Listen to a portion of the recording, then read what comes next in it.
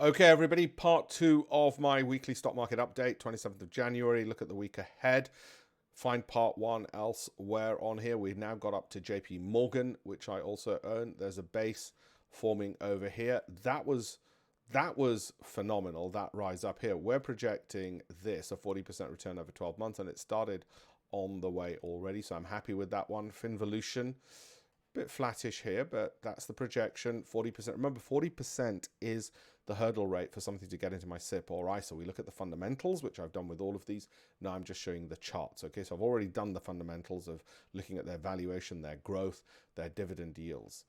Look at my links in my bio if you want to know more. See that move up there? That's forming a nice little base. We still think that's on for a 40% return over the space of the next year as well. The same goes with Brunswick. 40% is what I'm projecting based on momentum and valuation, growth, income, dividend yields, and the like. Hibbett, you can see why. You can see the projection. You can see that would take it where it would take it to recent highs, and you can see that base forming and giving it room to move up as well. Cambium Networks, it's still not quite formed that base, which is why it's sort of, dragging along sideways. But again, you can see the projection, what we're looking at, and we'll keep monitoring this week on week. Lam Research, got into it in it was this year, 2021, got out of it for 2022 because we hold things for 12 months, now back in again, and it's got a nice little base. We think 60% over 12 months. Okay, Tesla, as you know, I'm in that as well. That's the projection we're looking at. This is where I think this momentum will go, and we're on track. I can't complain. ServiceNow, broken out from that downward trend, moving to the upside. 88% is the projection. That's where we are on the momentum chart on that one. Live Nation, broken out, but it's the same story. Stocks are highly correlated, and there you go. I mean, I'm going to say I could just put this on auto repeat, couldn't I?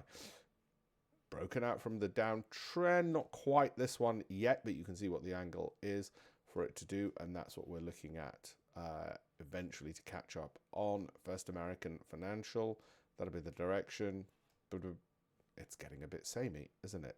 Downward trend, breakout, 40%, boom. Okay. Community. By the way, for all of these, we looked at the fundamentals: valuation, growth, income, cash flow, cash return on capital invested, dividend yields. It's not just looking at charts. So even those of you who think charts are completely hocus pocus, we've still got that 40% to the upside. We've got the fundamental basis on it as well. Comcast, guess what? Downward trend, broken above it, and you can see as it breaks above it, it creates an inverse head and shoulders, and obviously from the base to the neckline you project forward, and that gives you some kind of measure, and that gives you your 40%. There you go.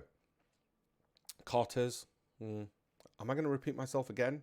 Downward trend, broken above it, blah blah blah blah, 40%. Okay, but we did look at the fundamentals in all seriousness: valuation, growth, income, cash flow, all of those factors you'd expect us to look at. Do have a look at my campaign for $1 million.